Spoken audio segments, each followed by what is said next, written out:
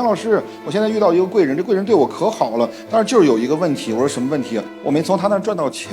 你是找贵人呢，还是找客户呢？什么叫贵人？贵人一句话你听进去，10年弯路不让你走了。贵人给你找一个关系，介绍一条路径，天大的难事解决了。贵人能够让你见到这个世界，能够看到这个世界的另一面，能够看到这个世界有趣的东西。各位，我就问你，这些东西是不是钱？我们过去只把钱当收入，所以你眼睛里面是不是只有钱？